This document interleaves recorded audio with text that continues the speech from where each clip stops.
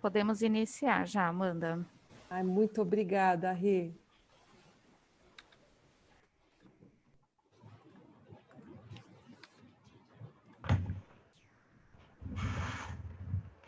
Sejam todos bem-vindos a mais um webinar Abracan.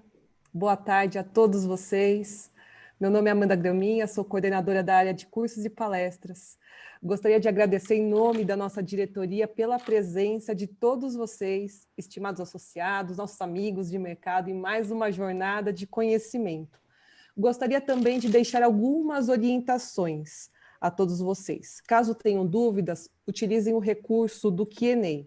E a apresentação será enviada pela nossa equipe no pós-evento para o e-mail de vocês.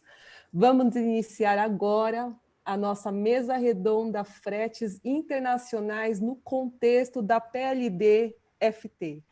Gostaria de chamar Geraldo Magela Siqueira, moderador desta mesa. Ele que é servidor aposentado do Banco Central do Brasil e atual diretor executivo da GMS Capacitação e Treinamentos. Magela, seja bem-vindo. Você sempre colaborativo, foi escolhido por unanimidade pelos nossos painelistas de hoje para moderar essa nossa mesa. Estendo a você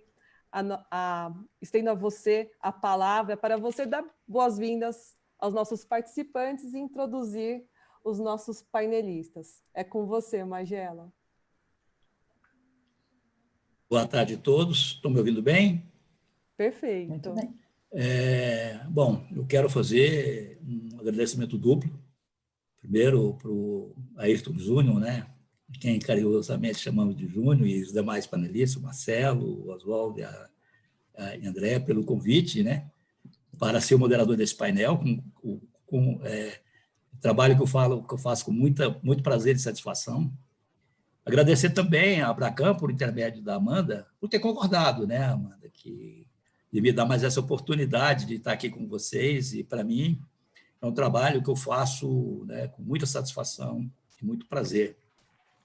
O tema de hoje, eu acho que é um tema de extrema relevância no contexto da prevenção à lavagem de dinheiro, e especialmente nesse momento agora, que nós estamos com o novo normativo do Banco Central, tratando da circular 3978, onde ela estabelece, né, o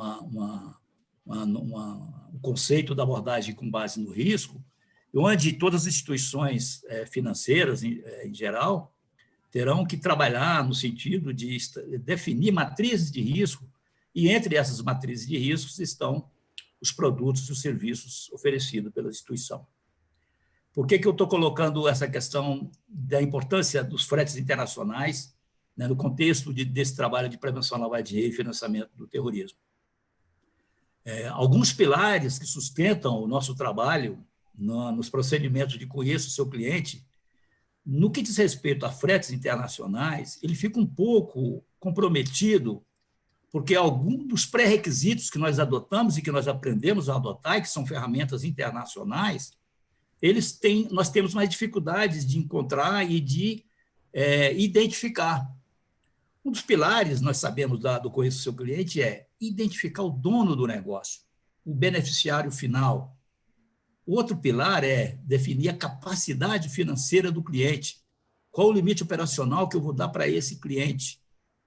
E essas duas exigências, vamos dizer assim, de boa governança de PLD, elas ficam um pouco comprometidas. Por quê?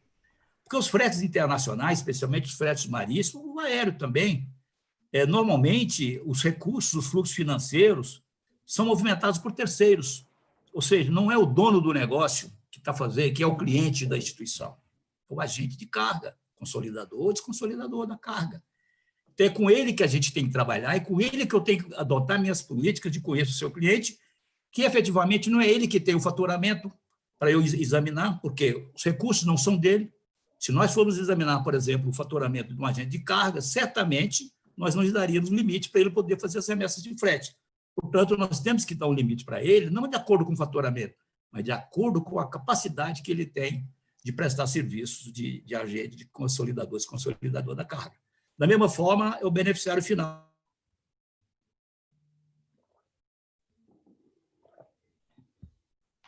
meu travou. Travou um pouquinho a voz do Magela. Magela, está nos ouvindo?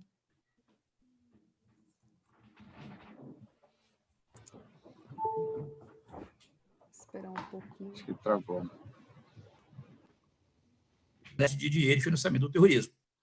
Então, eu reputo esse painel aqui, um dos painéis de extrema relevância. Nós temos aqui a oportunidade de estar aqui com 4 especialistas. Vocês estão me ouvindo ou não? Agora sim. Mas cortou alguma coisa antes? Cortou, Magela, um pouquinho. Onde foi a parte que foi cortada para eu poder complementar? Rebobina 1 minuto, Magela. Hein?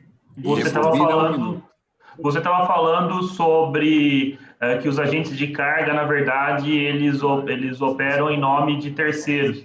Por isso a dificuldade de aferir a capacidade financeira de cada um relativo ao negócio.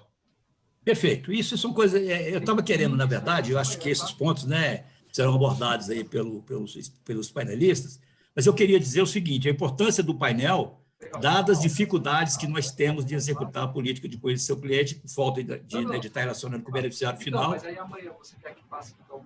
e com a capacidade financeira.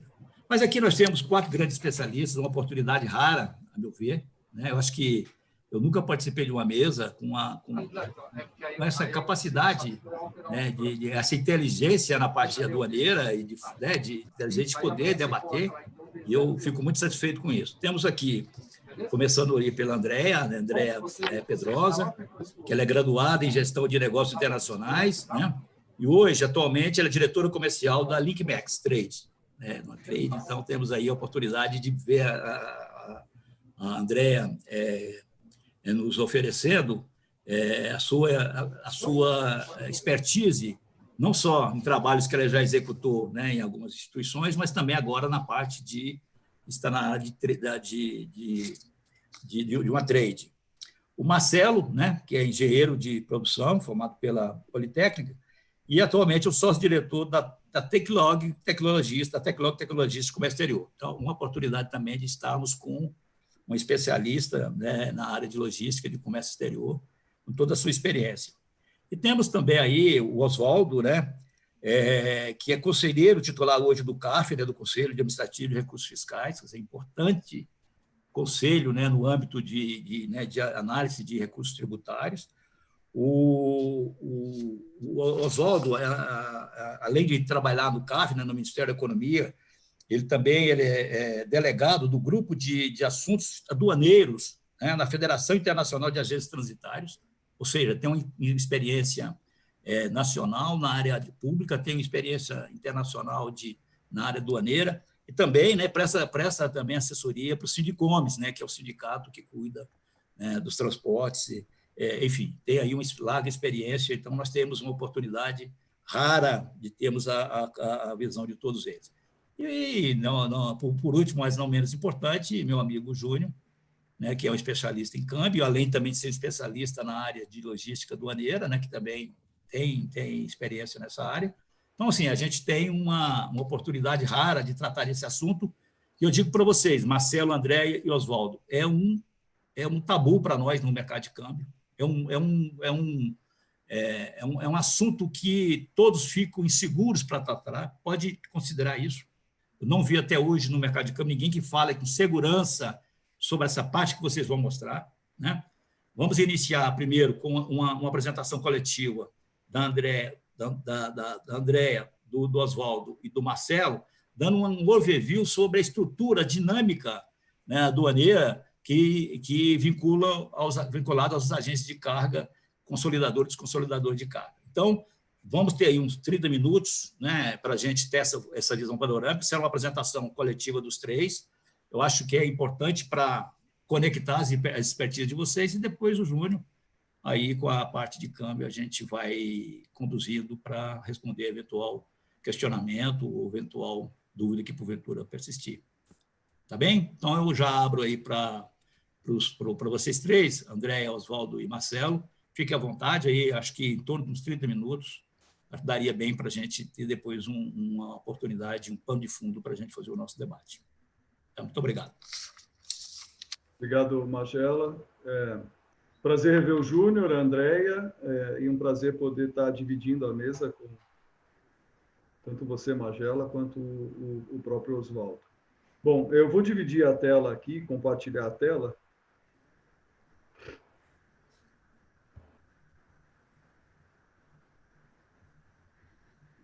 E perguntar se vocês estão vendo a tela. Ok. Então, tá bom. Bom, a ideia nesse terço inicial desse webinar é fazer uma contextualização, principalmente em relação ao papel do agente de carga, né? A gente tem os players intervenientes no transporte internacional, você poderia categorizá-los em 3 grupos propriamente ditos. Então, nós temos o armador, ou os armadores e companhias aéreas, e o nome armador você pode fazer várias leituras, como companhia de navegação, o próprio proprietário do navio, né? O arrendatário, etc., e as companhias aéreas, talvez um grupo aí que seria o grupo mais relevante, porque são aqueles que realmente detêm a posse das unidades de transporte, dos meios de transporte, colocar também aí as transportadoras rodoviárias.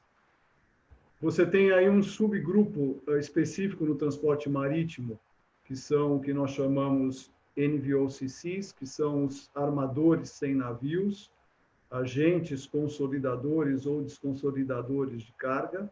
Isso surgiu há alguns anos, aproveitando uma oportunidade que foi dada pelos armadores, que não tinham mais interesse em manusear cargas menores do que containers e tinham até uma dificuldade em poder fazer isso e permitiram que surgissem esses prestadores de serviço que passaram a ocupar esse espaço, fazendo com que as cargas que ocupassem um volume menor, inferior a um container, pudessem ser, portanto, por eles organizadas e coordenadas, e eles entregam, portanto, ao armador esse container cheio.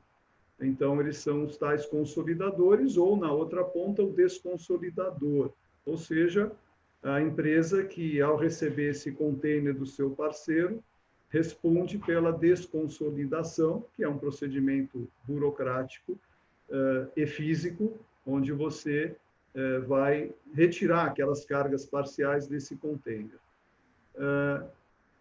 E você tem o transitário de carga, também chamado agente de carga ou freight forwarder, que efetivamente é um agente de logística capacitado através de uma rede de agentes que ele dispõe a prestar um serviço de logística mais ou menos amplo, dependendo da necessidade de cada empresa importadora ou exportadora.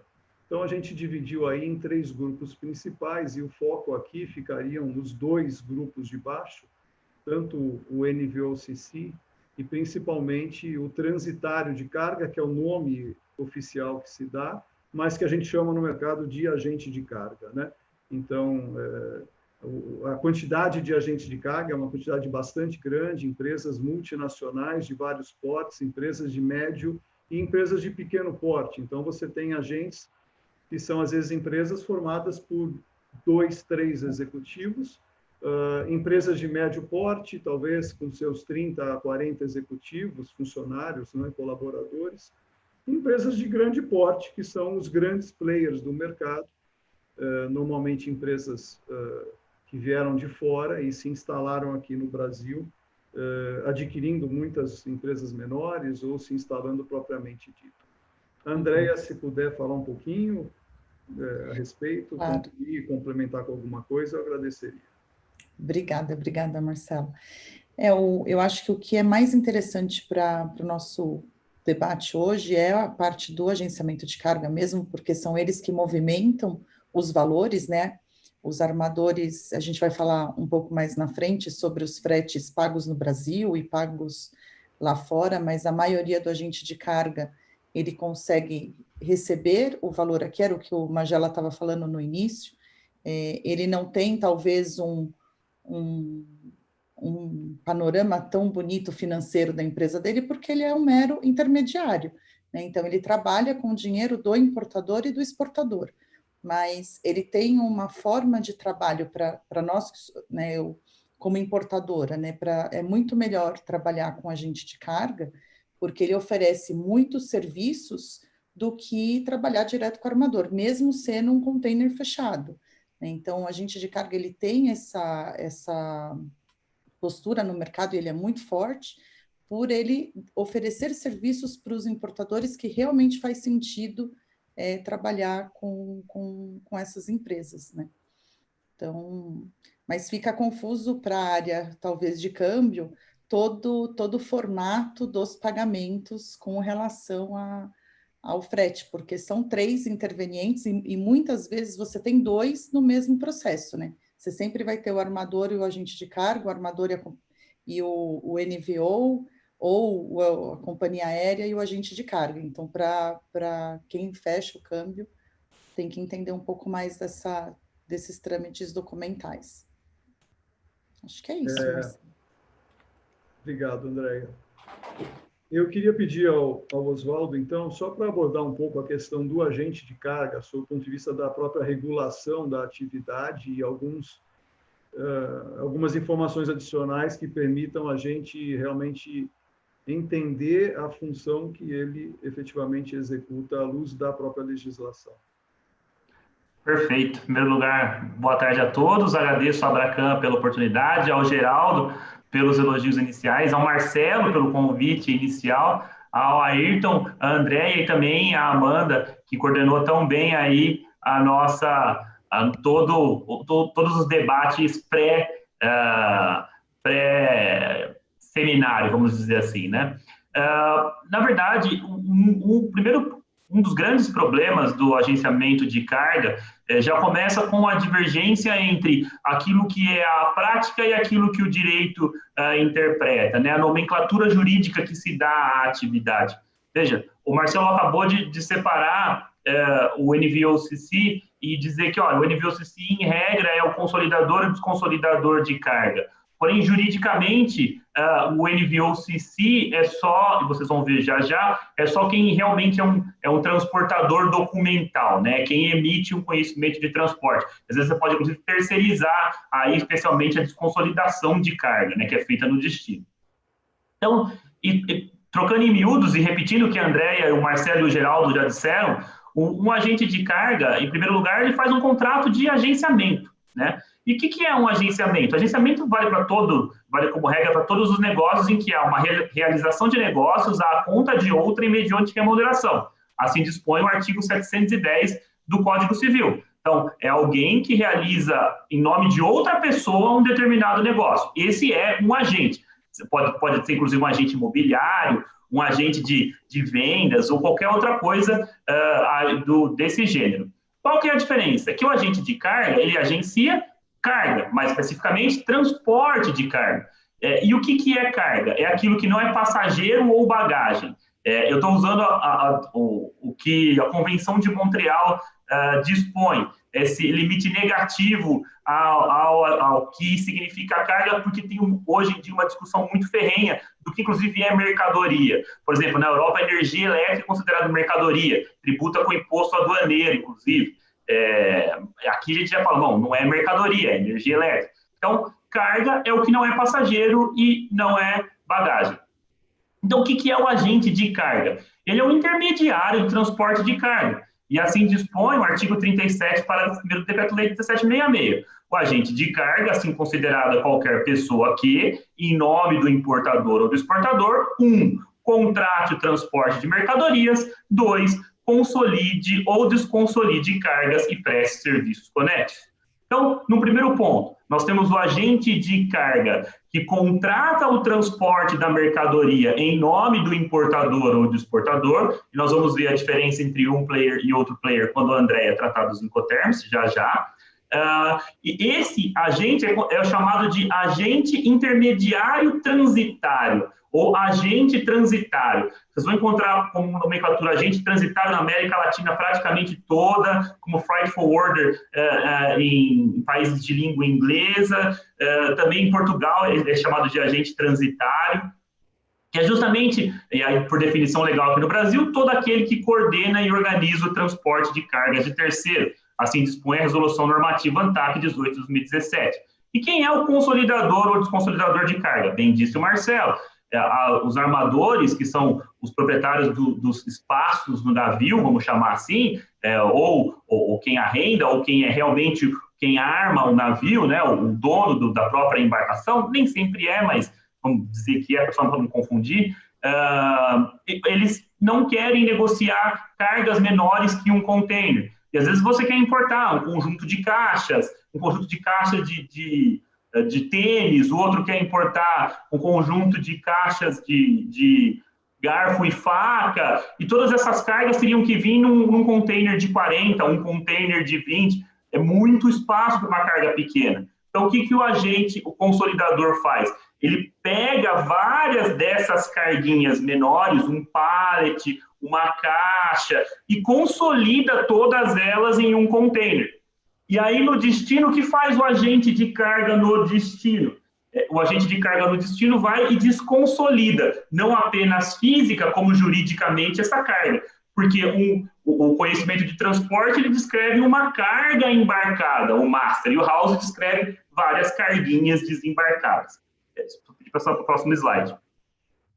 Só que, no Brasil, nós temos um segundo agente de carga, que também é conhecido como agente de carga, isso é regulamentação da Receita Federal e regulamentação da própria ANTAC, que é o órgão responsável por regular o comércio marítimo de fretes internacionais, que é o agente de carga emitente do conhecimento de transporte. Olha, eu acabei de dizer para vocês, o que é o agenciamento? O agenciamento é a realização de negócios à conta de outra mediante remuneração. Ou seja, eu sou um intermediário. Quem, na verdade, contrata é o importador ou o exportador e o transportador efetivo. Mas agora eu estou dizendo para você que o agente de carga, ele pode, ele mesmo, adquirir o espaço. Ele pode adquirir, aspas, o container. Ele pode adquirir o slot, o espaço para transporte internacional. E ao adquirir, ele deixa de ser intermediário. Porque o espaço é dele, tal qual o espaço do navio é do armador. Ou seja, o transitário, o agente de carga, nesse caso, ele não é intermediário, ele é parte do negócio, ele é, para todos os efeitos jurídicos, o transportador. E aí que vem a definição de Non-Vessel Operation Common Carrier, ou seja, carregadores, né, armadores sem navio, não vessel.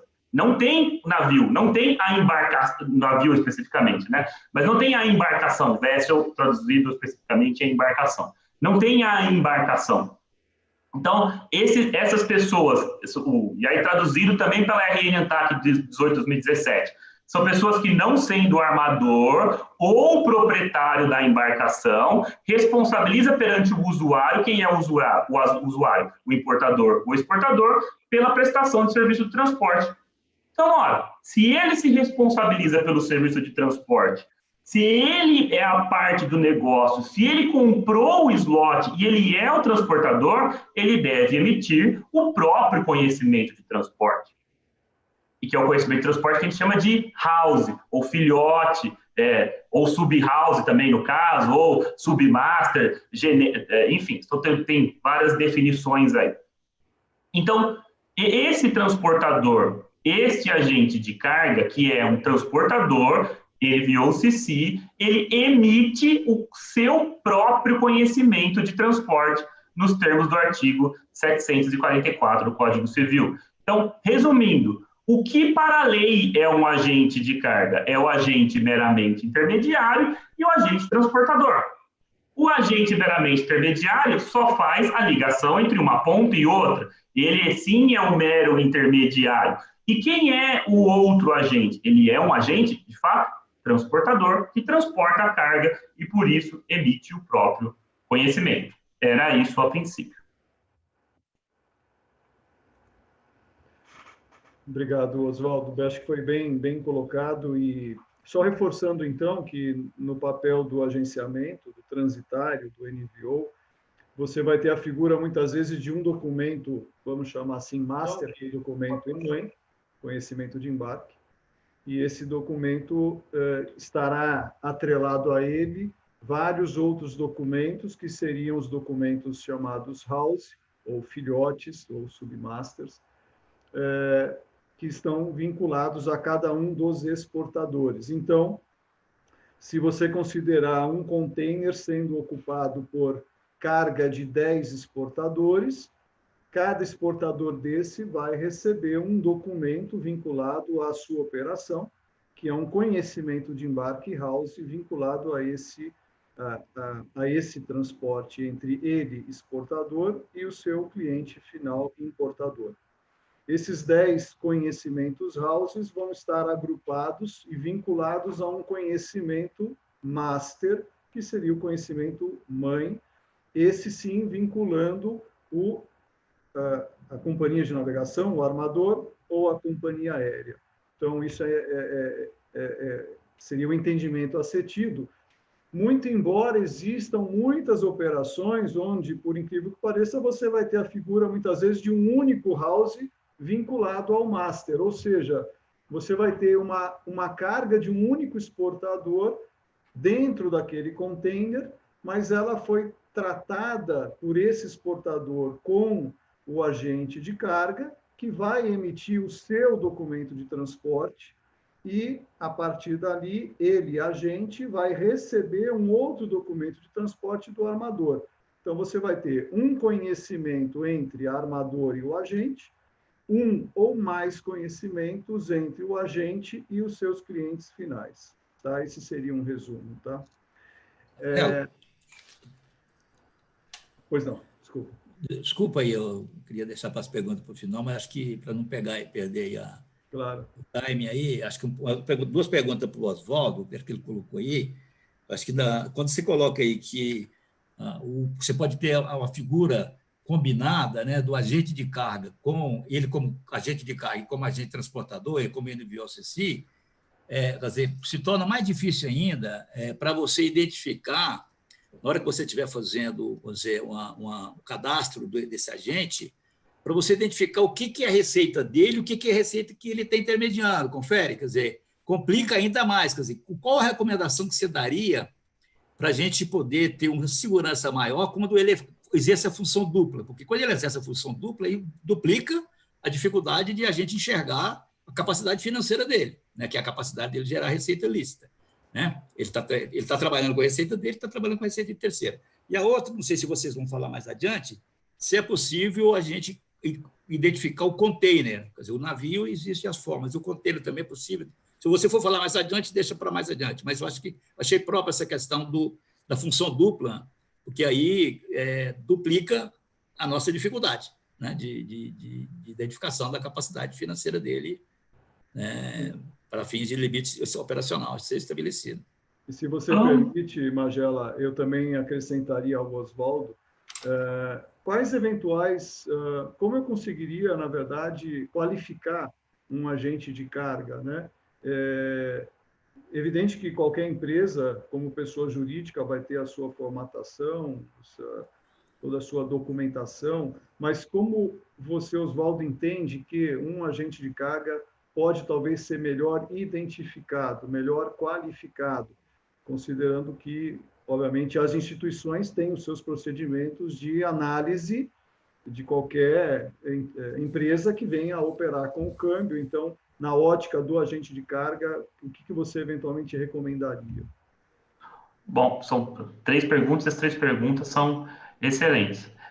Sobre a dupla possibilidade do agente ser um meramente intermediário ou ser um agente transportador. O que vai definir isso é que realmente a emissão do seu próprio conhecimento de transporte. Tá? Por ser pessoa jurídica nacional, geralmente, eu desconheço exceções ao menos, o agente de carga nacional age como agente transportador na exportação. Tá? Porque só aí que ele consegue emitir o seu próprio conhecimento de transporte. Por exemplo, porque daí, se ele tivesse que emitir um conhecimento de transporte lá fora, muito provavelmente ele precisaria de um NIF, ele precisaria de cadastros, ele precisaria de uma série de outras coisas, tá? Realmente, aí desconheço algum caso em que um agente nacional possa emitir um conhecimento de transporte estrangeiro.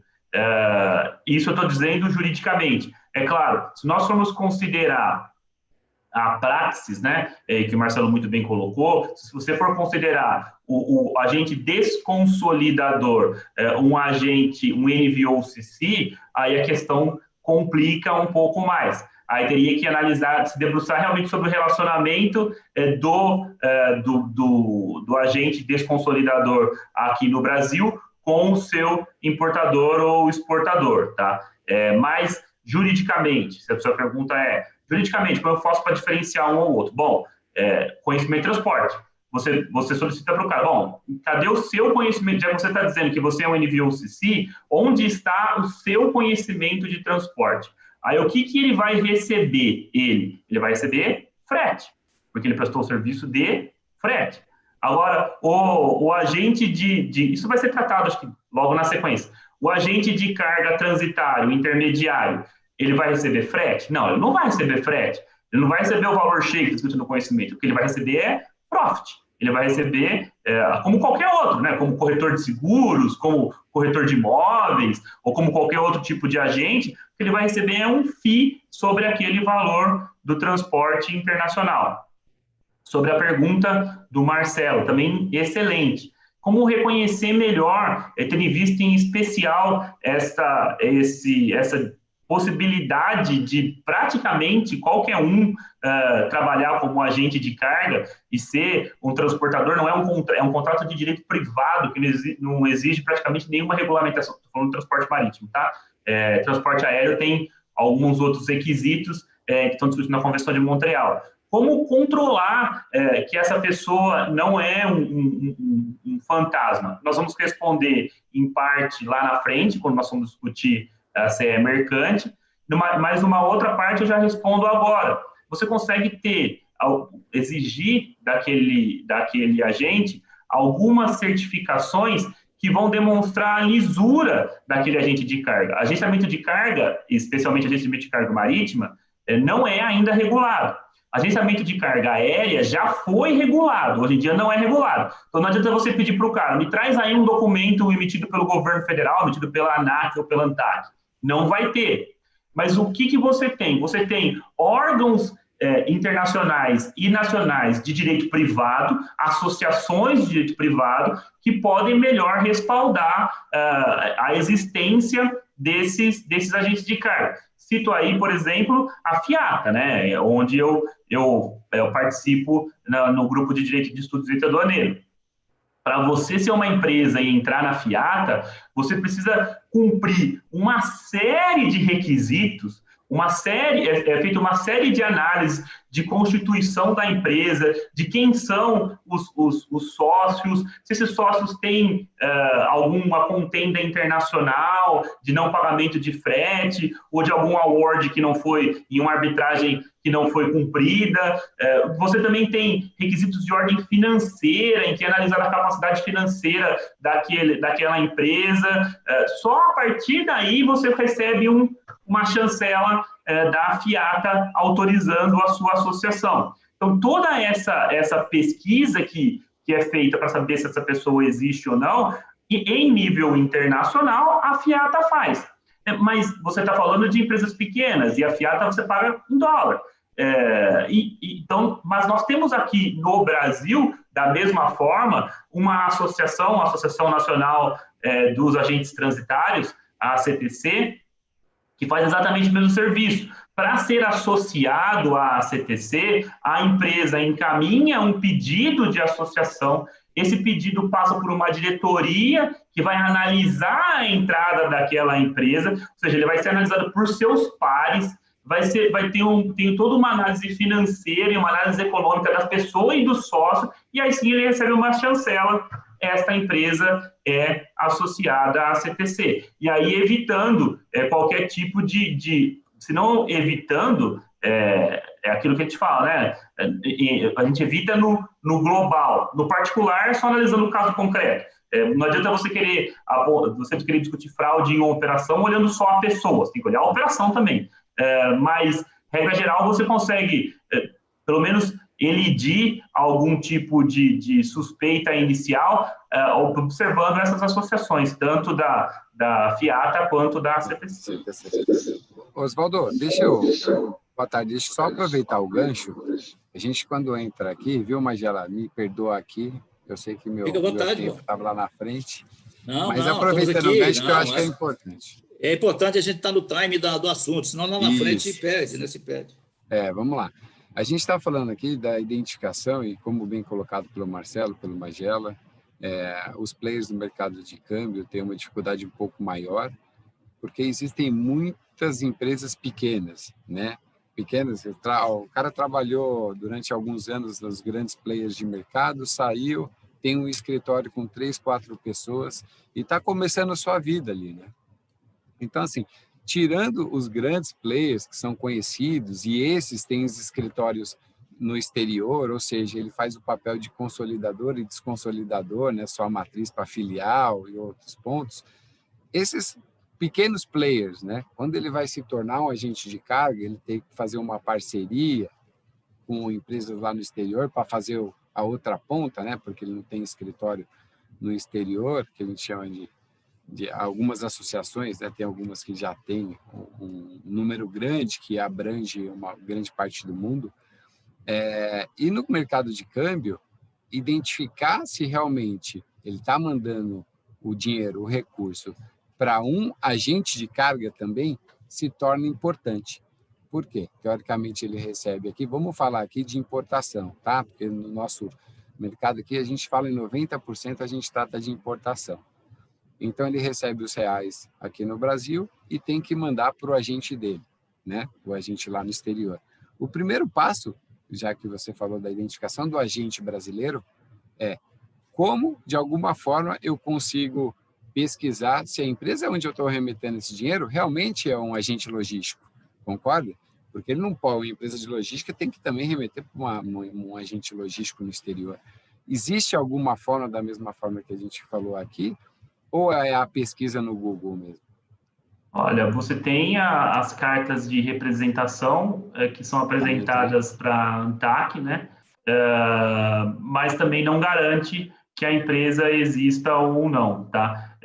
As formas são realmente buscar essas certificações internacionais, quando possível, ou mesmo, você disse muito bem, boa parte dessas empresas, elas são filiadas ou da WCA, ou mesmo da FIATA, ou mesmo de outros organismos internacionais, porque não é do nada, né? O cara não vai simplesmente dizer assim, não, vou montar o meu agente de carga, vou contratar um frete lá fora, passa a mão no telefone, eles ligam lá no 0800 do Google e estou precisando de agente de carga. Não, normalmente ele faz parte dessas associações, e essas associações, de outro lado, elas têm todo um mecanismo de controle de associados para evitar calote, né?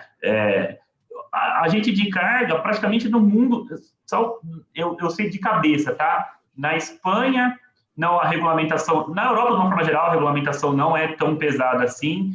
Nos Estados Unidos é soft law, tá? Então, não tem nada de você tem obrigado a ter tais e quais qualificações para ser um agente de carga. Não, você tem mais ou menos alguns requisitos, como tem no Brasil, CNPJ, sócios nacionais, blá, blá, blá, blá, mas nada de muito pesado. Então, o meu conselho para identificar quem está lá fora, para você estar remetendo o campo, se a pessoa jurídica existe ou não, é realmente buscar essas certificações de mecanismos de organismos internacionais, tá? Acho um tanto difícil que o agente lá fora tenha sido contratado por um agente pequeno sem ter essa ponte de uma associação internacional, seja lá qual for ela.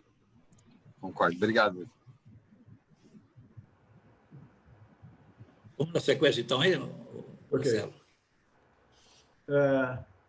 Pedir a André, então, talvez para discorrer um pouquinho a respeito das despesas que a gente enxerga na operação do transporte internacional, só para falar um pouquinho para nós o que a gente pode considerar, por favor.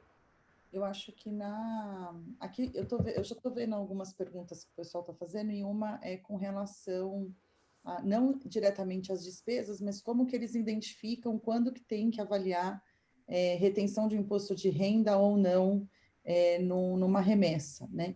Então, depende muito do tipo de despesa que você vai... O frete não tem... Não sei que horas que a gente vai falar disso, né, Marcelo? Mas o frete não incide imposto de renda, né? Se o agente de carga vai remeter o serviço somente, no serviço tem sim tem que remeter o imposto de renda. Então, dentro de um BL ou de um AWB, quando você tem o frete pago no Brasil e as despesas lá fora, normalmente são despesas, ou é um transporte local, ou é um desembaraço, que a gente não consegue nem identificar muito dentro daquele documento. Tem que conhecer muito o documento para identificar quais são os tipos de despesa, né? Quando você faz a remessa da despesa em si, que é a contratação de um serviço no exterior, aí você teria a retenção do imposto de renda. Mas no frete internacional não tem. Concordam? Não concordam? Concordo, viu, André? Eu só vou adicionar um item específico do mercado aqui, é a dificuldade. Por quê? Existe na legislação uma opção, na norma, que diz que a instituição, de acordo com o seu cliente, que no caso é o agente de carga, eles podem trocar a apresentação dos documentos de embarque, né, que respaldariam o envio dos recursos ou a entrada dos recursos, que seriam os conhecimentos, por um relatório emitido pelo agente e assinado pelos diretores da empresa. Então, uma grande parte do mercado opera via relatório. Então, quando você coloca o relatório lá, na verdade, a gente tem uma dificuldade ainda maior de fazer essa separação que você notou. O que é frete e o que é despesa. Por quê? Não existe essa separação. Se você colocar no relatório, vai ter lá $3.000. Teoricamente, são $3.000 de frete. Mas talvez, se você pedisse o BL, talvez teria algum valor aí que não bata. Então, assim, no mercado de câmbio, só complementando sua explicação, e acredito que meus amigos de mercado aqui estão com essa mesma questão na cabeça, é a identificação, é a comparação do relatório com o documento oficial, que é a WB, né? É o que algumas instituições fazem, é pedir por amostragem. Tá bom, eu trabalho com você via relatório, mas de vez em quando eu peço aqui 2 ou 3 conhecimentos para ver se os valores estão batendo. Mas tem essa dificuldade no mercado. Eu acho que o CE Mercante vai ajudar muito. Quando a gente mostrar o CE, eu acho que vai esclarecer muita coisa, principalmente para o marítimo, né? A gente não tem isso no aéreo, mas o marítimo vai esclarecer muito a questão do valor do frete. E eu acho que também, eu não sei se nesse relatório eles informam os incoterms. Eles informam, Júnior? Não. Não sei. Não, informa não. Acho que não. Não, você Até fala no relatório do CE? No relatório que você... Na planilha. Na planilha, desculpa, muitos e sim.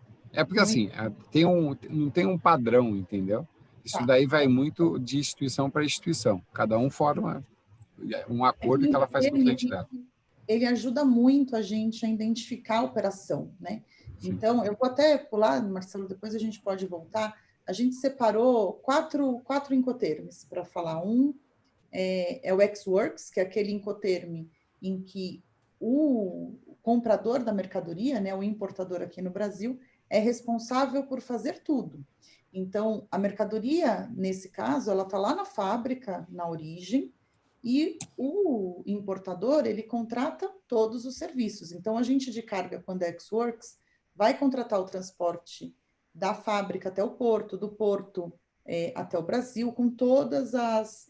Qualquer coisa que houver nessa operação tem que ser pago aqui no Brasil. Fica muito fácil para ser identificado quando o frete é pago no Brasil ou quando o frete é fora, pelas letras, assim, eu vou fazer um resumo, mas eu acho que ajuda muito, ex-works e FOB, o frete é pago no Brasil, que é o que a gente chama de frete collect. custo e frete DAP ou qualquer Incoterm que começa com C e com D, o frete é pago no exterior. Então, já facilita o nosso trabalho. Quando é FOB e FCA, normalmente não se tem despesas. Então, assim, se você está fechando um câmbio de uma importação que foi FOB, eu diria que quase que 100% você está fechando um frete, só frete, porque não, todas as despesas teria que ter sido paga pelo exportador, né? Quando você está fechando um frete que é ex-works, com certeza você está fechando o serviço no meio. Para mim é óbvio, né? Mas eu acho que aí entra num ponto que eu não sei bem como que os agentes tratam essa abertura, né, do serviço inteiro, entendeu? Posso só fazer um pequeno adendo? Claro. Porque, só para esclarecer também, justamente porque os Incoterms, vou falar uma coisa que provavelmente vocês já sabem, os Incoterms, eles partem de uma cartilha do ICC que trata de obrigações do importador e do exportador. Então, no ex-works, na verdade, até tem vários desenhos, se você jogar no Google, tem vários desenhos, mas também tem os próprios Incoterms do ICC, que é traduzido pelo nosso digníssimo Samir Ked aqui no Brasil.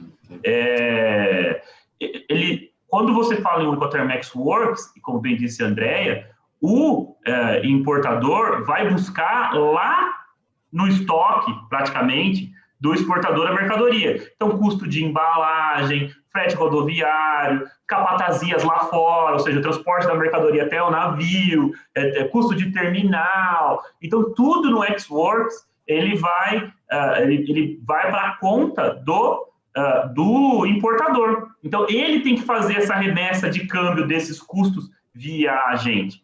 Então, como nós falamos de FOB, nós falamos de mercadoria free on board, ou seja, mercadoria já no navio, lá dentro. O que ele vai pagar é o frete, mercadoria, o naviozinho andando até o Brasil. Então, por isso que a Andrea muito bem colocou que nesse Incoterm o que vai ser remetido via de regra, né, é apenas o valor do frete. Só um adendo, todas as despesas no ex-work são mencionadas no BL. Uhum. Picape. Elas são, só que elas são com as siglas, cada um tem a sua, né? Eu já vi uns 10 tipos de siglas para picape. Então, até para o importador é difícil identificar muitas vezes o que é cada sigla, né? Oswaldo, como é que você vê o ponto que o Júnior e a André colocaram é extremamente relevante, porque é uma granularidade tal que é quase impossível para a instituição financeira fazer, até porque ele teria que fazer classificações diferentes. Né? Para ele cobrar imposto de renda, dependendo, ele vai ter que botar em lugares diferentes. Um é frete, outra é despesa comercial. Então, assim, como é que você vê isso? Porque, realmente, eu acho que você dá essa granularidade, assim, eu acho que ninguém observa isso, Júnior. Ninguém vai ir lá no BL para separar uma despesa que é pequenininha para fazer uma remessa, um câmbio específico daquele cabal para pagar imposto de renda. Não. Entendeu, Oswaldo?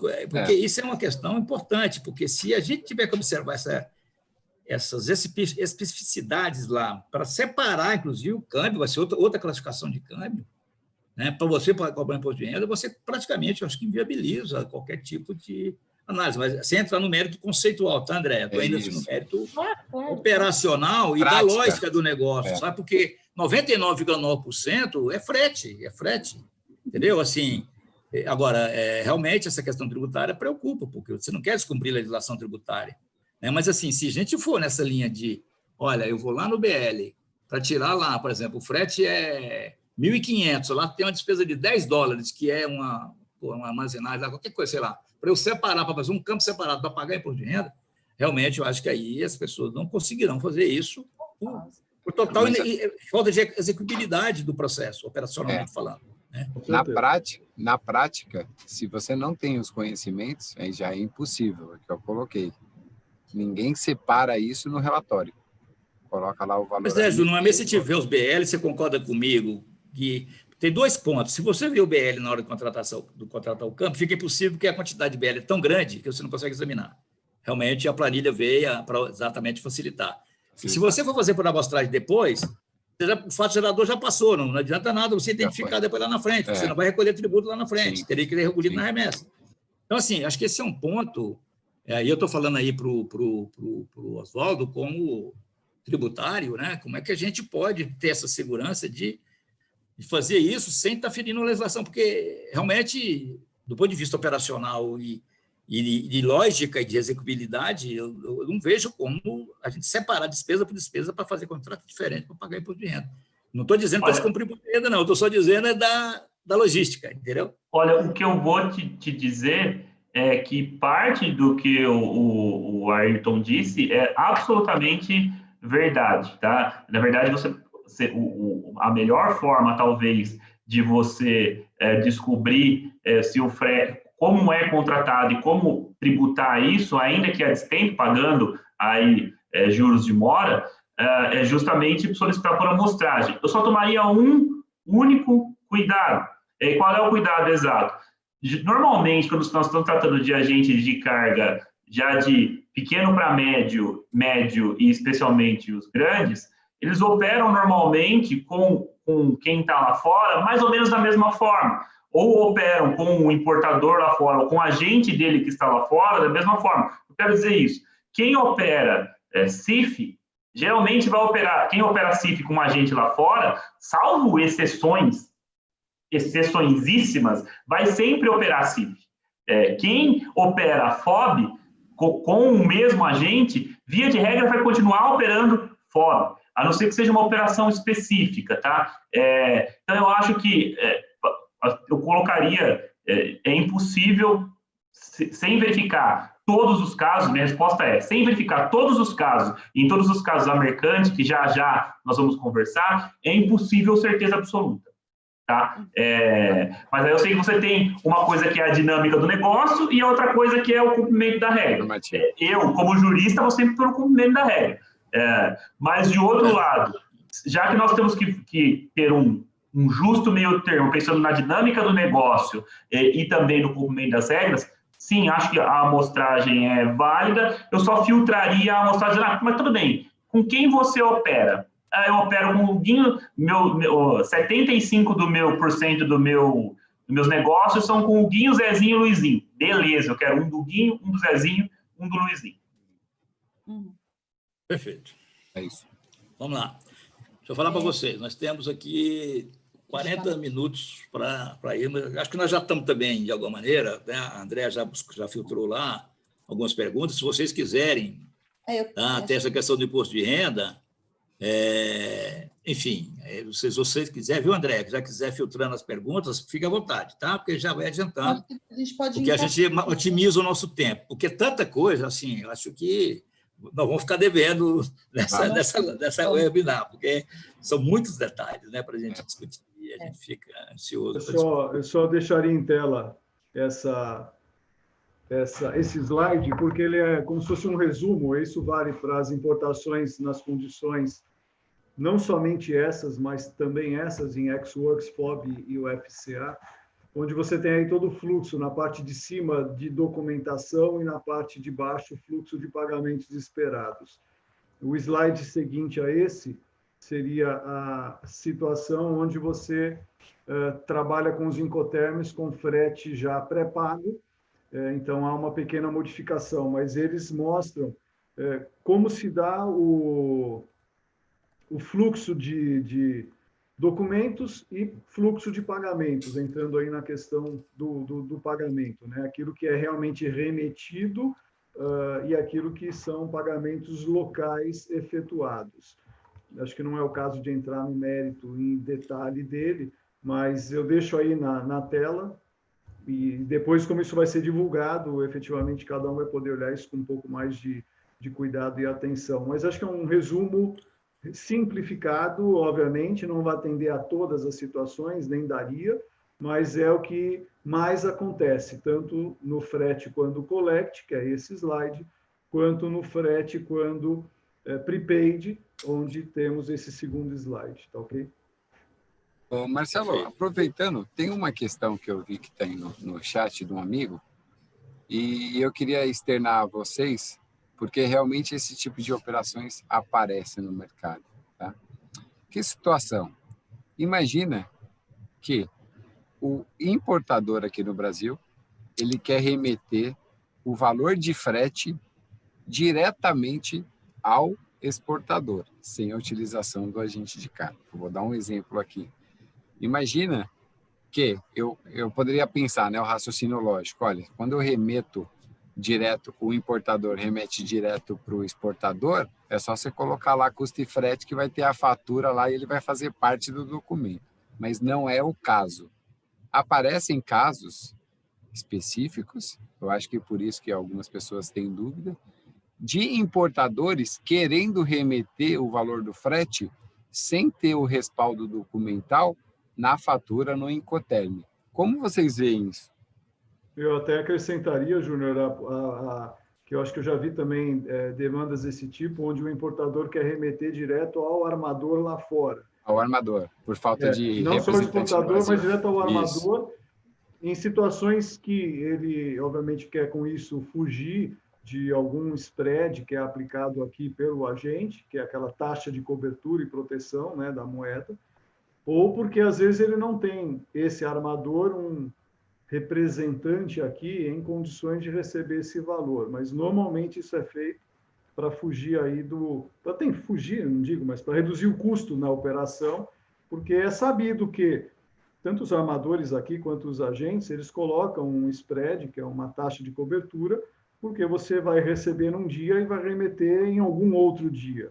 E, obviamente, você tem que colocar aí uma taxa de proteção, principalmente se você recebe valores pequenos, que você vai juntar vários desses valores pequenos para fazer uma remessa maior depois.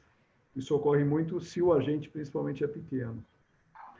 Mas a gente consegue entender a razão pela qual ele quer fazer. A parte só da parte regulatória do câmbio, não sei muito o que falar a respeito. Como que isso é visto pelas instituições em relação à regulação, entendeu? Como a pergunta ela foge um pouquinho de tudo que nós estamos conversando, eu vou tentar só dizer de maneira bem simples. Primeiro, quem paga mal, paga duas vezes. Se você for pagar frete para o exportador, você vai pagar frete de novo. Tá? O frete é devido ao agente de carga lá fora, emitente do conhecimento de transporte. Estou falando isso na importação, desde que eles tenham sido o emitente do conhecimento de transporte. O importador quer meter diretamente ao armador sem passar pelo agente. De novo, quem paga mal, paga duas vezes. Quem é o transportador? O transportador é o agente de carga no destino. É dele, na verdade, na origem, né? O agente de carga na origem é o transportador. Se você vai pagar frete, você tem que pagar frete para ele. E você vai ficar ainda devendo para o seu agente de carga aqui no Brasil, porque ele prestou um serviço de agenciamento que você não pagou. Então, de novo, quem paga mal, paga duas vezes. O conselho que eu dou, o cara vem te procurar dizendo, olha, preciso refazer porque o cara tem um spread, e acontece spreads e spreads, né? Spreads e lucro disfarçado, acontece bastante. Mas eu quero fugir porque o cara tá me cobrando, blá, blá, blá. Amigo, paga o cara, porque não tem o respaldo documental, 2, porque se você mandar para a pessoa errada, você vai pagar duas vezes. Até complementando, doutor, realmente, na minha, lógico que a gente tem que, o Magela sempre fala isso, eu concordo com ele, toda operação é digna de estudo e de entendimento, mas nesse caso eu sempre me apego na falta do documento, né? Você não tem respaldo documental para enviar um frete direto, porque se tivesse lá a fatura custo e frete, ou seja, o frete realmente foi contratado pelo exportador lá fora, e eu teria, e aí faria parte da fatura, muita gente discrimina, né? Coloca lá o valor da mercadoria e o frete discriminado, talvez, mas quando é aleatório, não tem, um envio ali avulso, eu acho que fica realmente difícil de você enquadrar na operação de câmbio. Muito bom. Nós falamos um pouco sobre a questão do CE mercante, só então avançando para essa parte final. aqui normalmente o que a gente identifica, que são os documentos solicitados ao agente no fechamento de câmbio, basicamente, quando são solicitados, né? Existe até uma pergunta que foi feita aí sobre a questão da validação do relatório, ou em que momento, ou em que, talvez, frequência se deva solicitar também a documentação que deu respaldo àquele câmbio. Mas, normalmente, na realidade que nós temos, nós somos solicitados a apresentar, principalmente, o conhecimento de embarque e, complementarmente, a própria nota que foi emitida pelo agente na origem, onde é uma nota de débito naquilo que ele deve receber, ou uma nota de crédito naquilo que é uma rentabilidade que foi oferida por nós aqui na operação. Mas a pergunta que a gente faz e que a gente quer colocar para vocês, que a gente quer explicar e falar um pouquinho será que realmente o conhecimento de embarque permite validar se aquela operação realmente ocorreu e se o valor envolvido é realmente aquele? Porque nós sabemos que no mercado existe a indústria da montagem de documentos, de vários tipos. Isso, obviamente, envolve também o próprio conhecimento de embarque, e a gente já se deparou, às vezes, olhando conhecimentos que, para quem conhece do frete, consegue perceber que aquilo é uma situação inexistente, pelo valor que foi atribuído, por exemplo, ao frete de um determinado container. Agora, quem não conhece tem dificuldade, né? É evidente. Então, a gente faz a pergunta, e queria trazer aqui um documento, né, adicional, que seria o que a gente chama do sistema mercante, que é o CE mercante, conhecimento eletrônico mercante. O que é isso de forma resumida? Todo agente aqui no Brasil, então falando aí, como o Júnior colocou, na importação, né, que é a maioria das operações, todo agente aqui no Brasil precisa fazer o registro daquela operação momentos antes da chegada dela, no caso marítimo, com alguns dias de antecedência. Isso é feito pelo armador e também é feito pelo agente que emitiu aquele conhecimento house que a gente chamou e explicou lá no início. Tanto o armador quanto o agente de carga, eles têm que fazer o registro dessa operação, né? E esse registro é feito através do módulo mercante dentro do Syscomex. De maneira que qualquer agente de carga, para qualquer operação que ele tenha executado, estou falando do modal marítimo, tá? Ele vai ter esse registro como obrigatório, ele tem compromissos a cumprir de prazo, ele está sujeito a penalizações se ele não o fizer, penalizações até altas, tá? E esse registro permite gerar um documento, que é o tal do CE mercante. Então, aqui eu queria um pouco que tanto o Oswaldo quanto a Andrea comentassem a respeito do que esse documento contribui para que uma operação, onde você tem ali um conhecimento de embarque, possa ser efetivamente validada, né? Então, Oswaldo, Andrea... Se me permite, Marcelo, antes da Andrea e o Oswaldo responder, acrescentando aí a sua pergunta, como é o acesso a esse documento? Quer dizer, teria que ter autorização, o importador, o agente que forneceria, qual é a publicidade desse documento para acesso pelas instituições financeiras? Okay, complementando a sua pergunta. Tá. O acesso se dá da seguinte maneira. Claro que o agente, por ser obrigação dele de fazer o registro, ele, obviamente, tem acesso à plataforma que lhe permite fazer esse registro e, portanto, gerar esse documento. Esse acesso também pode ser feito pelo próprio importador ou seu preposto, que seria o despachante aduaneiro, porém, nesse caso, vinculado a algumas informações, não todas, e também para o despachante aduaneiro, somente vinculado aos importadores com os quais ele tem autorização por procuração para poder fazer o acesso, tá? Então, pois é, Marcelo, mas assim, só assim, uma instituição financeira resolveu pedir esse documento. Quem é o cliente que está aí relacionando com ele? É o agente. Ele vai pedir para o próprio agente disponibilizar esse documento para ele? Seria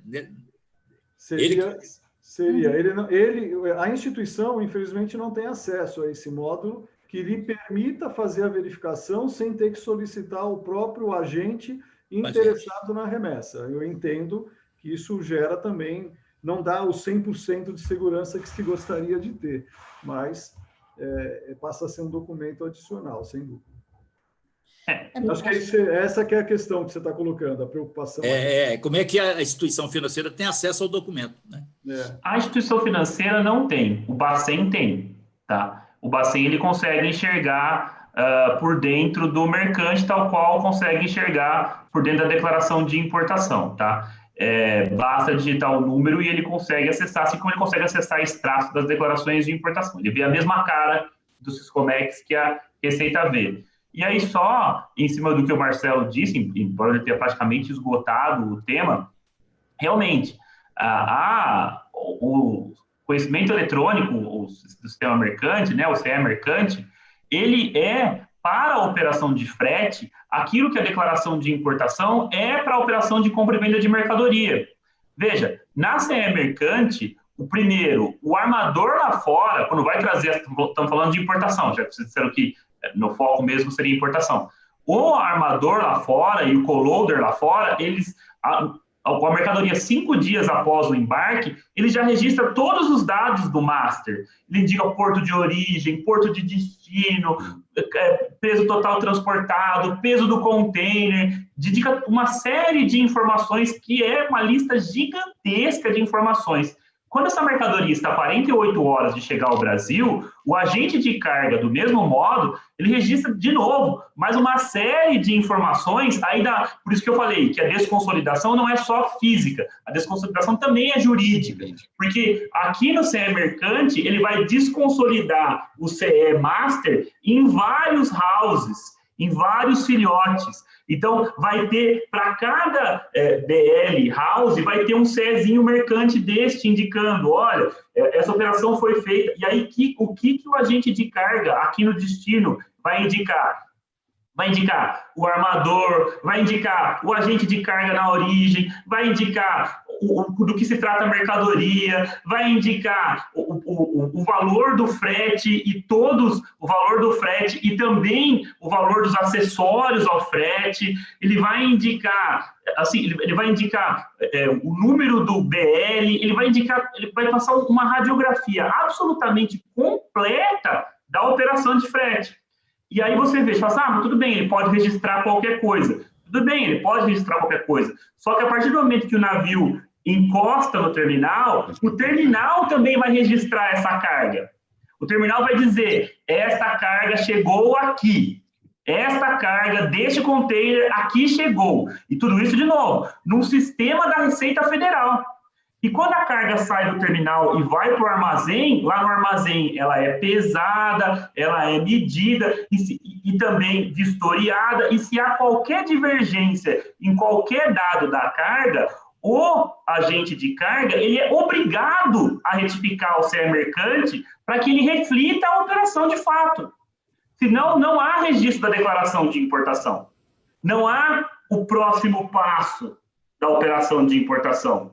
Então, o CE mercante, e aí eu sei que isso é costume, né? Sempre se pede o BL, eu já vi nas consultorias que a gente presta lá no sindicato, não, o cara me pediu a DI, como é que eu vou pedir a DI para o importador? Às vezes o importador desapareceu. A DI tem muito pouco dado da operação de frete. O CE mercante, a qual a gente tem acesso, porque, de novo, ele é obrigado a ter acesso, senão a mercadoria não entra no Brasil, tem todos esses dados e pode trazer com toda certeza a veracidade, porque diferente do BL, diferente da nota de débito, ela não é um documento unilateral. Eu chamo de documento unilateral. Quem emite o BL lá fora é a gente, ou qualquer outra pessoa que vai lá, digita, imprime o BL e pronto. Aqui não, você tem um documento que é registrado pelo armador, registrado pelo agente, visado pelo terminal, visado pelo armazém e visado pela Receita, e que te garante que a carga chegou. E dentro de um sistema eletrônico da Receita Federal, do mesmo sistema em que se registra a declaração de importação. Então, o Siscomex mercante, se há dúvida na operação, eu estou com dúvida se essa operação existiu, estou com dúvida se essa operação foi assim, pede a mercante. Pede a mercante, Se não tiver mercante, muito provavelmente não tem operação. Doutor, eu posso E só você coloca uma coisa aí, Oswaldo, importantíssima. Quando você estava falando, eu pensei exatamente do pagamento antecipado de importação, porque, às vezes, a dificuldade para você obter DI, e você está me dizendo que o Banco Central tem acesso. Assim, então, o Banco Central pode verificar todos os câmbios de pagamento antecipado de importação celebrados no mercado e ir lá dentro do Siscomex mercante e verificar se houve efetivamente emissão, né, se houve embarque de mercadoria com relação a esses casos. E ele pode ver casos que efetivamente não houve embarque lá fora, né? Porque ele tem acesso ao... Perfeito. Desde que ele tenha acesso ao número do CE, esse eu acho que é um pouco mais difícil. Desde que ele tenha acesso ao número do CE emitido pelo armador, poderia sem dificuldade nenhuma. Eu acho que ele também consegue pesquisar pelo número do master, tá? Mas aí é melhor confirmar com o próprio pessoal do Bacen. Com certeza, se ele tiver o número da CE mercante, ele acha, tá? Agora, pelo número do master, talvez sim, talvez não. Teria que confirmar com o Bacen. O número do Marcelo, me permite aqui fazer uma pergunta para a Andréia, que eu acho importante também, Andréia, dentro das comprovações. Do ponto de vista contábil, o que as instituições poderiam pedir para o agente, por exemplo, onde que ele contabiliza o recurso de terceiro, por exemplo? Ele tem duas situações, como ele está com o NVOCC ou está como o agente intermediário. Como agente intermediário, eu posso exigir algum documento contábil dele que me mostre que aquilo está numa conta transitória em nome da pessoa com a qual ele está se relacionando lá fora e para a qual ela vai mandar a despesa? Seria um documento importante? Você acha execuível pedir esse documento? Eu acho que dependendo do tamanho das empresas, eles vão ter, né? Então, se a gente está falando de uma instituição maior ou mais, não, nem necessariamente maior, né? Mas que segue ali o by the book, ele tem que ter isso declarado, não tenho dúvida nenhuma. Quando a gente acaba olhando para empresas menores, que pode ter uma má até assessoria e eles não conseguem fazer isso, fica muito... Eles vão entregar algo que você não vai conseguir validar, né? E muitas empresas, como tem muito agente de carga, também não são tão bem assessorados. Então, eu acho que esse é um grande problema que tem no mercado. Tem poucos contadores especialistas a parte de agenciamento de carga, né? É verdade. Você entende, por exemplo, como mitigação de risco. Eu vou iniciar um relacionamento com agente de carga. Colocar na política da corretora ou do banco que esse é um documento que tem que ser exigido para ter condições de negócio, de relacionar com aquele agente? Poderia ser uma condição da corretora, do banco, para fazer... A corretora já solicita, não solicita, Júnior? Sim, acho que já solicita o balanço com todas as... Sim, isso. Só complementando, Magelo, o que a Andréa falou, isso a gente vê na prática, tá? Empresas que têm um porte um pouco maior, médio, e os médios e os grandes players do mercado, automaticamente tudo já tem entrada e saída na conta transitória contábil. Então, quando você atualiza o balanço, vai vir tudo lá certinho, os clientes, tudo certinho. E a Andréa tem todo o conteúdo para falar disso, que parece muito com a operação da trade, né? Que também, né, Andréa? Você recebe recursos e tem que contabilizar. A corretora, teoricamente, solicita, né, os preços, mas também, o que a Andréa falou, a gente vê no mercado a dificuldade que os pequenos players e os agentes de carga têm, né? Quando é o que eu falo, eles são muito prejudicados por trabalharem numa atividade que é muito visada para lavagem de dinheiro, né, Magela? Então, para começar ali, sem, por exemplo, não tem a origem dos recursos, né? O faturamento dele não está previsto, a entrada dos recursos de terceiros não está no balanço, então tem uma série de elementos ali que você, analisando inicialmente, você pode barrar a operação, né? Então, concordo com a Andréa, os pequenos players têm uma dificuldade enorme de ter isso no balanço, muito por falta do conhecimento contábil dos contadores. Mas deveria. Marcelo, desculpa, Andréa. Deveria, né? Claramente, e aí tem empresas que vai ter isso muito, muito bem discriminado no balanço, tanto para quem ele está devendo, ou por processo, que é muito mais difícil de fazer, mas também daria uma segurança muito maior para a empresa do agenciamento de carga, né? Tem uma pergunta aqui que eu acho interessante, Mas a minha resposta seria não, mas eu queria até validar com vocês. Existe algum processo de frete entre agentes que não tem emissão de master? Eu desconheço, mas desconhecemos, né? Então, não. Master é a base, frete, né? Tem master, ponto. Master certo? é a base, Não tem, justamente porque, aí eu respondo com certeza, do agente de carga brasileiro emitindo conhecimento lá fora, eu só desconheço. A princípio, não pode. Mas esse é com certeza, não existe. Porque a partir do momento que ele embarca, que o armador embarca a carga, ele é obrigado a emitir o conhecimento de transporte master. Tá? Então, esse é o comprovante de que ele recebeu a carga. A não ser, né? A não ser que o cara esteja importando aí, né? Escondido em container, aí já é outros casos, né? Não é caso que a gente está conversando aqui. Ou serviço, Só né? o seguinte, nós temos aqui mais 15 minutos. 15 minutos. 15 minutos. Eu tenho aqui algumas perguntas, eu vou passando para cada um de vocês aí, tentando aí no bate-pronto aí da gente responder. Vou começar aqui de cima para baixo, aqui começo com as... Esse aqui eu vou para você, tá, Júnior, que está falando da 4001. Vou dizer o que está aqui na pergunta. Foi dito que o mercado aceita apenas um relatório da empresa como documento de suporte para o frete, mas se verificarmos a Carta Circular Bacen, número 4001, de 9 de 1 de 20.000, ela diz, exemplifica a ocorrência de indícios de suspeita para fins dos procedimentos de monitoramento, pagamento de frete internacional sem amparo em documentação que evidencie vínculo com a operação comercial. Ou seja, seria apenas a apresentação do relatório suficiente ou prudente seria solicitar conhecimento de embarque das operações de frete. Exatamente, é o que a gente já tinha comentado. Hoje, sinceramente, eu vejo o mercado operando muito baseado na parte de relatórios, né? Mas eu acho que mesmo você operando com relatório, tem uma série de procedimentos de controle, de monitoramento que tem que ser adequado, tem que fazer parte do processo. Vou dar um exemplo, né? O Oswaldo, aqui o Marcelo mostrou e a Andréa mostraram a parte do CE. Se a gente trouxer para a nossa prática, é muito difícil, mas você cobrar todo o fechamento, a apresentação do CE.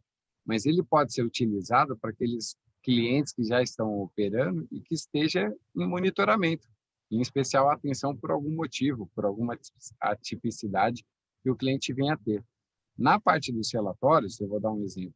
O relatório em si, realmente concordo, é muito frágil, né? Se você fosse pensar, você operaria só com o relatório, é muito frágil, embora seja uma prática de mercado. Que a gente utiliza, o que eu daria como sugestão para quem opera somente pelo relatório, seria a amostragem, que nós já comentamos, né? Então, você pega o relatório lá com 40 master, você seleciona lá 5%, 20% mais ou menos, e analisa e também fazer a consulta nos trackings, né? O pessoal pode complementar, mas as companhias aéreas e as companhias marítimas, elas disponibilizam de forma pública, né, a consulta do master, né? Se você pegar ali o número do master, entrar na companhia aérea, ou no caso no BL, entrar na companhia marítima, no house, na companhia aérea, se você digitar o número ali, ele traz para você, no mínimo, se aquele documento existe e é verdadeiro, para você validar algumas operações. Ah, não, mas lá não tem valor. Não tem valor. Mas, no mínimo, você consegue validar se o documento colocado ali no relatório existe. E fora o caso dos valores, né? Saber se tudo é frete, aquela discussão que a gente já teve, também fica prejudicada quando apresenta só o relatório. Então, eu sou adepto de você pedir por amostragem, né? Sendo que, o Magela falou, na prática, são operações muito rápidas, os fechamentos são quase diários, né? Porque enquanto não houver o fechamento de câmbio, o agente brasileiro ele fica com o risco da oscilação cambial, né? Fica aqui nas costas do cara, então o cara reza para o dólar não subir, senão o spread dele vai embora rapidinho. Então, o giro de fechamento é muito rápido, então você tem que dar agilidade de operação, mas sem esquecer do monitoramento, que no caso do frete é bem específico. Bem, eu concordo com você, Júnior. Eu acho que eu também sempre recomendo fazer por amostragem. Acho que você faz parte da política de monitoramento, tem que fazer. Na minha opinião, tem que fazer.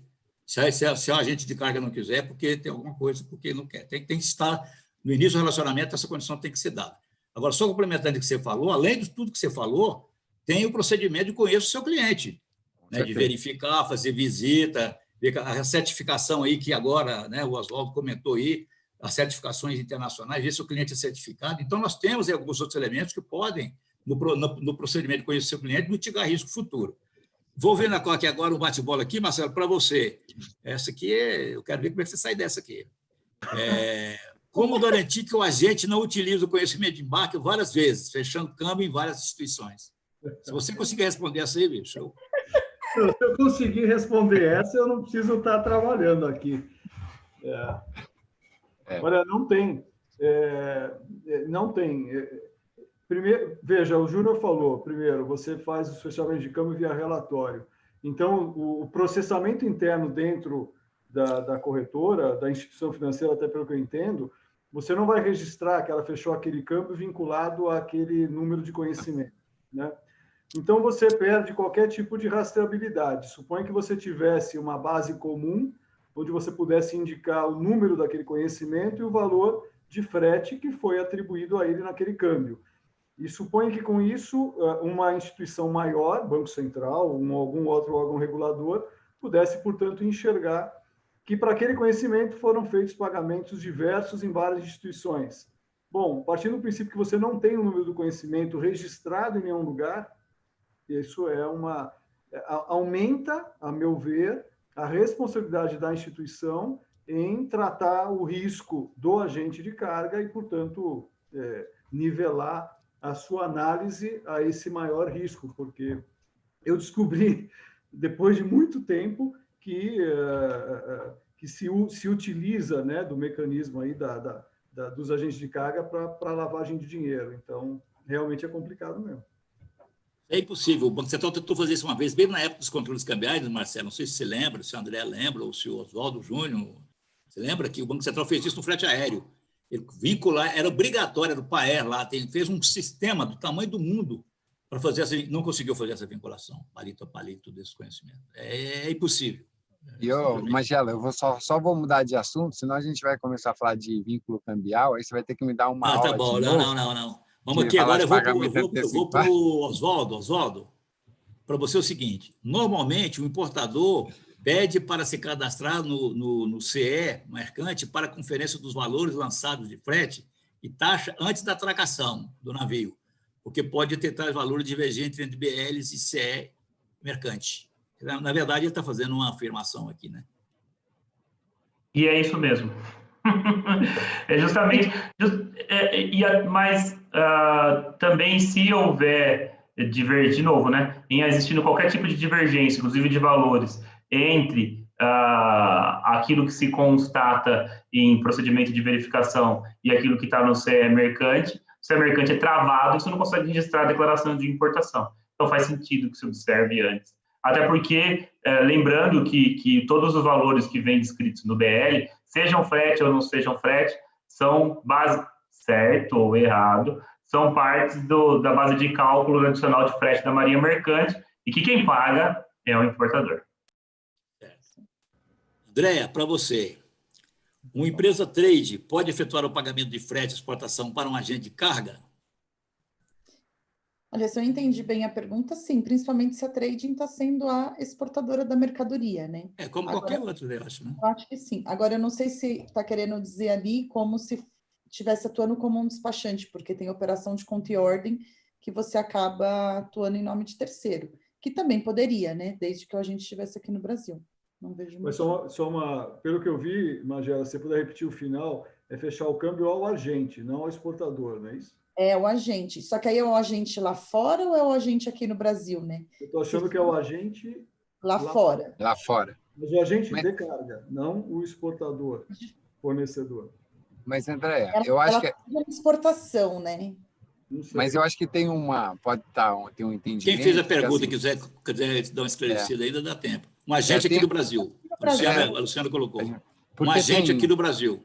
Porque tem, né, Andréa, tem trades que também operam como agentes, né, dependendo do tamanho. E aí talvez a pessoa misture as bolas, né? Ela ali naquele momento ela está operando como agente, talvez. Só precisa tomar cuidado com essa mistura, tá? Tem proibições outras aí, tá? Cuidado com a... Proibição, É porque a trading tem que entender que ela é importadora, né? Então, se ela quer ter outras segmentações, ela tem que ter outro CNPJ, outra empresa, outro, né? Mas com o mesmo CNPJ, eu acho que tem restrições mesmo. Mas para fazer pagamento do frete aqui no Brasil, numa exportação, para mim é um processo super normal. Uhum. Tá.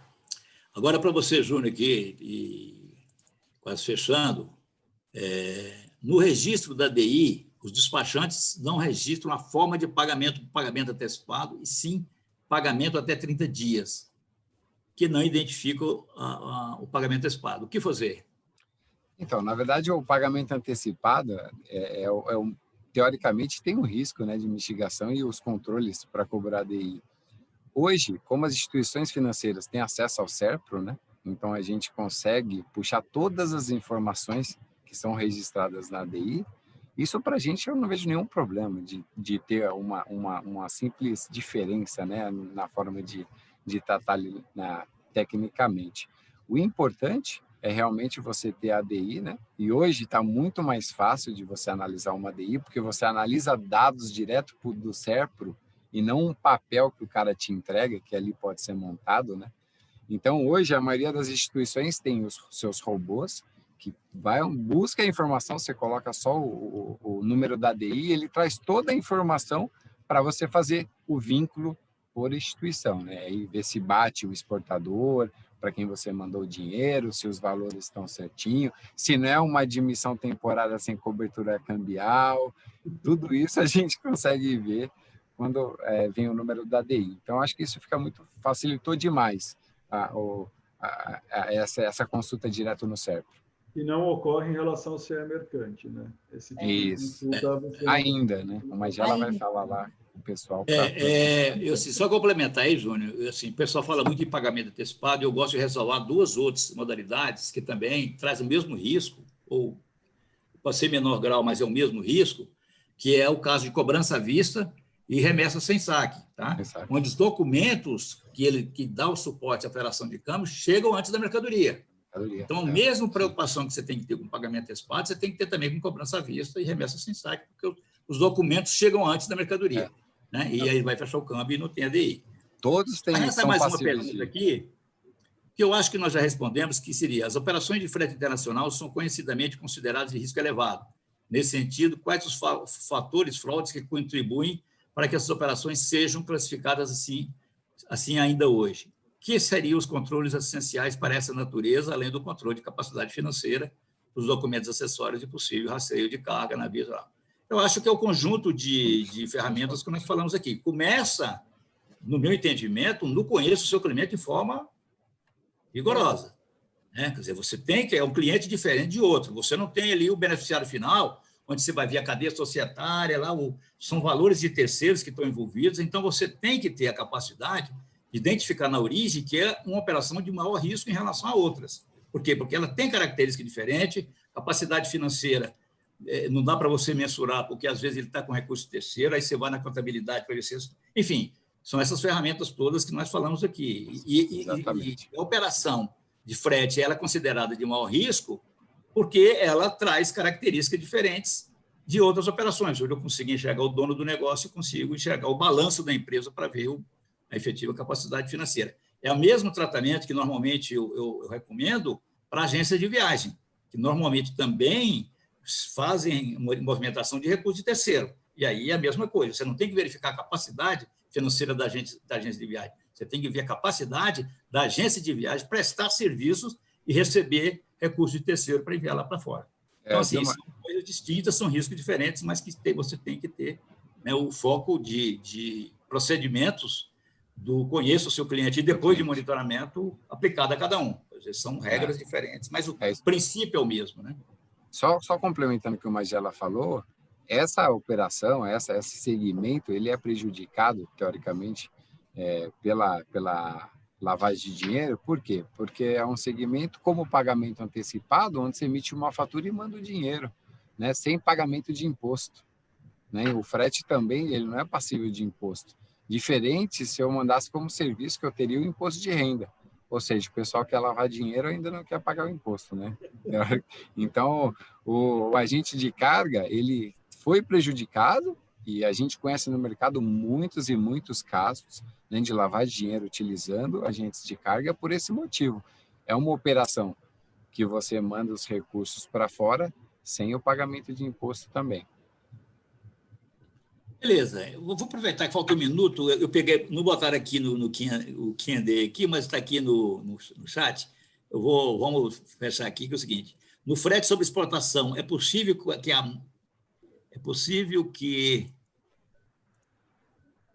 mudou aqui, é possível que o importador no frete sobre exportação, é possível que o importador no exterior pague diretamente ao agente de carga no Brasil? Vale que nós até já comentamos sobre isso. Quem paga mal, paga duas vezes. O importador precisa pagar o agente dele lá, que vai pagar o agente de carga dele aqui. Importação e exportação nada mais é do que uma compra e venda internacional, né? O que vale para lá, vale para cá. Tem algumas outras aqui, mas eu acho que o nosso tempo já encerrou. Peço desculpas aí, foram duas aí que acho que a gente não conseguiu responder. Eu quero, primeiro, agradecer, né, a atenção de todos e agradecer também aí o Marcelo, a Andréa, o Oswaldo e o Júnior pela... Poxa, cara, é uma aula isso aí, e acho que a gente tem muito que aprender sobre isso, né? Você vê que são vários detalhes. E volto a dizer, volto a ressaltar, operações de frete, elas trazem consigo um risco, não porque o agente de carga é um lavador de dinheiro. Ele traz um risco porque a característica do negócio é uma característica diferenciada. Portanto, nós temos que ter um tratamento diferenciado, não suspeitando que aquela pessoa vai fazer, mas é porque nós temos que ter a nossa prevenção para nós estarmos devidamente alinhados com as políticas. É igual você fazer um relacionamento com a ONG, não que uma ONG lava dinheiro, mas as características da ONG também não tem dono do negócio, não tem beneficiário final, não tem capacidade financeira para examinar, é a mesma linha de raciocínio. Mas, enfim, eu queria, olha, sinceramente, Marcelo, Andréa, Oswaldo e Júnior, Ananda, já estou terminando, agradecer aí por esse painel. Eu acho que nós temos muito ainda para discorrer sobre esse tema. É um risco que o mercado tem, que eu acho, viu, Amanda, até parabenizar a associação de trazer esse tema, que é um tema extremamente sensível, muito difícil de lidar. Tem muita gente, Oswaldo, que no mercado não faz esse tipo de operação. Simplesmente entra no de-risk. Não quer gerenciar o risco, quer evitar o risco. E simplesmente, eu não faço esse negócio. Porque isso aí é muito complicado. E depois dessa live de hoje aqui, talvez muita gente vai deixar de fazer, né? Porque realmente não é algo que você tem um domínio muito fácil. Agora, eu acho que nós temos que nos prepararmos para estar capacitado para identificar os riscos, classificar o risco, mensurar o risco e mitigar os riscos. E acho que nós temos plena capacidade de fazer isso. E vocês aí ajudaram muito nesse processo. Então, eu agradeço em nome de todos, né, em meu nome particular, né, por ter participado desse webinar com vocês. Muito obrigado. Não sei se vocês querem fazer alguma consideração final, se a Amanda vai dar tempo para nós. Enfim, da minha parte, a Amanda está encerrada. Gostaria muito de ouvi-los. Eu só tenho a agradecer mais uma vez pelo convite da Amanda, Marcelo, Oswaldo e André. O Magela nem se fala. Tudo que eu me comprometo, eu faço um convite para o Magela para vir junto, para abraçar. Então, a associação, esse aqui é um tema que sempre foi colocado para mim dentro da associação, né? Um tema relevante, que todos os nossos amigos de mercado têm uma dificuldade por uma falta de conhecimento na parte de comércio exterior e a operacionalização desse produto, que é muito, muito específico. A gente vai ficar aqui 3, 4 horas e vai ter assunto, né? Então, eu queria agradecer. A gente pode marcar um outro dia, um outro tema, um tema mais abrangente. E é isso aí. Muito obrigado, João Mandinha, pelo suporte. A nós que agradecemos. Por favor, Benvenuti. Por favor. Poder participar, a gente obviamente está à disposição. E o meu agradecimento particular ao próprio Oswaldo, que aceitou esse convite e trouxe uma contribuição muito, muito boa como conteúdo aí desse nosso webinar. Obviamente que fora os demais, Magela nem se fala. A minha parceira aí de operações com a Andréa, também meu obrigado. E estamos à disposição, tá, Amanda? Sempre que precisar.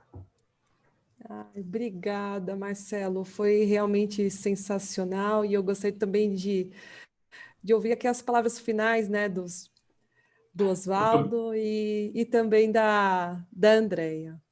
Em primeiro lugar, eu tô, assim, acho que o que mais foi rico nisso é eu ver as pessoas falando que foi uma aula, né?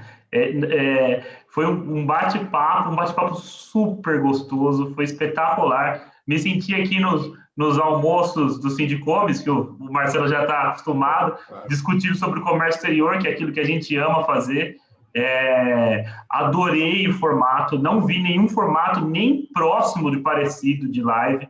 Foi muito gostoso participar. Agradeço o Geraldo, que mediou com maestria, o Marcelo pelo convite e a Amanda por organizar tudo. Também a Ayrton e a André, que trouxeram relevantíssimas observações sobre os temas. Para mim foi uma experiência maravilhosa. Estou acostumado àquela coisa jurídica, um fala, blá, blá, blá, blá, blá, blá, blá, outro pergunta alguma coisa, outro responde, blá, blá, blá, blá, blá, blá. Foi espetacular, gente. Obrigado mesmo pelo convite. Eu queria agradecer, muito obrigada pelo convite. Já é a segunda vez que eu participo, eu estou adorando. Eu aprendo muito com vocês. Obrigada mesmo, Marcelo, Geraldo, Júnior e Osvaldo. Acho que foi a primeira vez que a gente fez juntos. Foi muito bom, Amandinha. Muito obrigada. Obrigada a todos vocês. Essa webinar ela foi idealizada aí com muito carinho. Não poderia deixar de enaltecer Benvenuti e o Júnior. Eles idealizaram com muito carinho para o nosso mercado, né, sedento assim do conhecimento, essa atualização nessa questão delicada dos fretes e como vocês disseram, trouxeram assim com fluidez e de uma forma assim tão didática. Então, essa capacitação que fomenta o nosso mercado. O agradecimento aqui da Abracan, de forma infinita, cada um de vocês que compuseram de forma tão grandiosa essa mesa, Magela sempre contribuindo conosco, né? Então, como eu disse lá atrás, ele foi escolhido por unanimidade, né, para moderar vou essa estar aqui mesa. de novo Não dia haveria 11, pessoa né? melhor. Dia 11 com o Gilberto falando sobre pagamentos e liquidações internacionais. Né? Sanções Realmente. internacionais. Então, O que convite dele satisfação. também. Exato. Então, você até tocar nesse ponto, Magela, eu acabei de deixar aqui no chat para os nossos participantes, para que não percam, na semana que vem nós voltamos com mais webinars, e Gilberto Pacheco também escalou o Magela, né, para moderar esse painel dele de sanções e embargos internacionais, casos práticos. Sente. Pessoal, vai ser dia 11, e eu deixei aqui o link para vocês obterem direto o acesso pessoal do Zoom, e no dia 12 vem a Jane Castro trazendo LGPD no processo de onboarding. Então, mais lives especiais para vocês com esses palestrantes grandiosos e profissionais grandiosos do nosso mercado. Só ficam nossos agradecimentos, Júnior, Benvenuti, Andrea, Osvaldo e você, Magela. Muito obrigada em nome da nossa associação.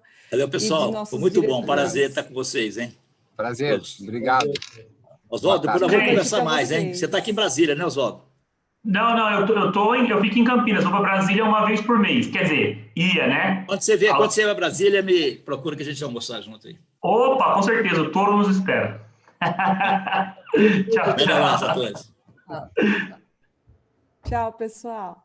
Tchau.